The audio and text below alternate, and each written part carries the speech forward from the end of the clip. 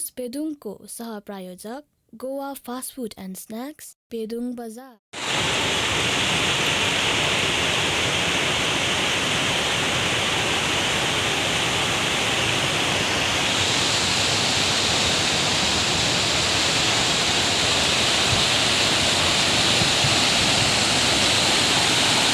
यो रेसी खोला हो। बेसी पानी परेको कारणले गर्दाखेरि यो पुलहरू सबै उठेर गयो। यहाँ गाडीलाई पनि धक्का पर्ला जस्तो छ।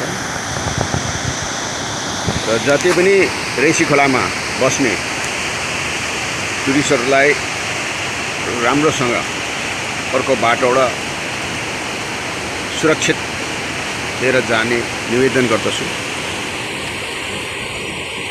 यो अकस्मात बढेको पानी र सँगसँगै हाइवेले धेरै नै ढुङ्गा मुढाहरू खोलामा मुदुङ खोलामा फ्याँकेको कारणले गर्दाखेरि पनि यहाँ ब्लकेज भएर कुनै नोक्सान हुनसक्छ। धेरैपल्ट हाइवेलाई मैले बताएको पनि हो कि यसरी ढुङ्गा मुढाहरू फ्याँक्नु हुँदैन। यदि ब्लकेज भएर यहाँनिर कुनै पनि ड्यामेज भयो भने त्यसको जिम्मा अर्को हुन्छ। यो विषयवस्तुमा हामीले डिएम कालिम्पोङलाई पनि अब चिठी चपेटा पठाउनु बहुत जरुरी छ।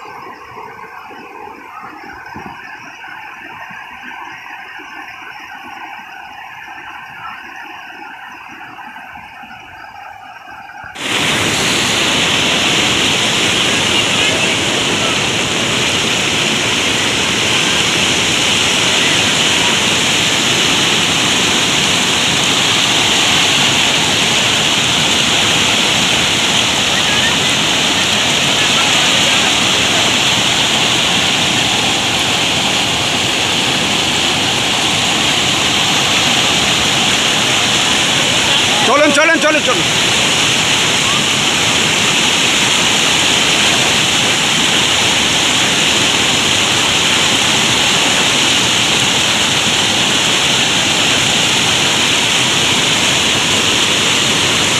अहिले हामीले रेसीको सबै ब्रिजहरू ब्याम्बो ब्रिजहरू बगाएर लगेपछि एउटै ब्रिज मात्र रह्यो।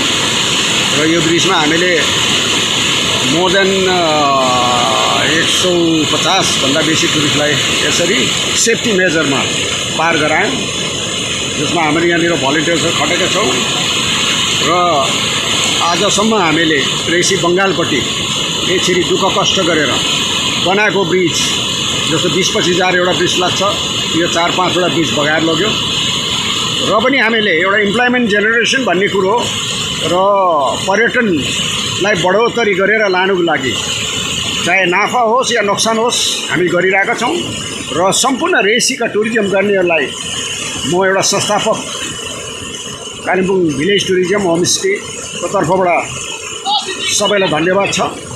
र सबै लागि परेको छ। छुम्बे भाइ, राजदेखि लिएर मणिकुमारदेखि लिएर विनोद प्रधानहरूदेखि लिएर सबै खटिरहेकै छ यहाँनिर। र एउटा सिकाइ पनि हुँदैछ, एउटा रिस्क फ्याक्टर यसरी पनि हामीले गर्दैछौँ। यसरी डोकोमा भारी बोकेर यसरी लिएर यो जानु बहुत ठुलो कुरो हो। यसलाई सबैले सम्मान गर्नुपर्छ।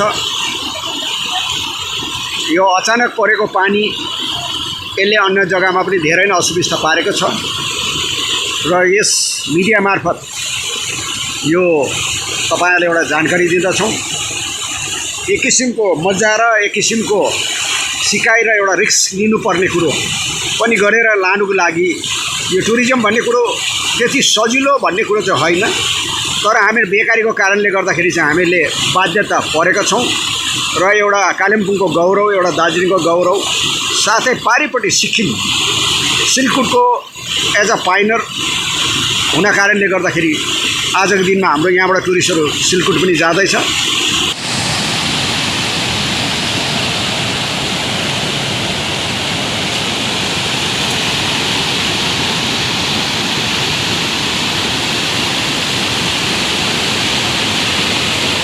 यो रेसी खोलाको अहिले हामीले टेम्पोरेरी बनाएको ब्याम्बो ब्रिज, यसबाट जति पनि टुरिस्टहरूलाई हामीले पारी पठाउँदैछौँ। Proper care, there should not be any accidental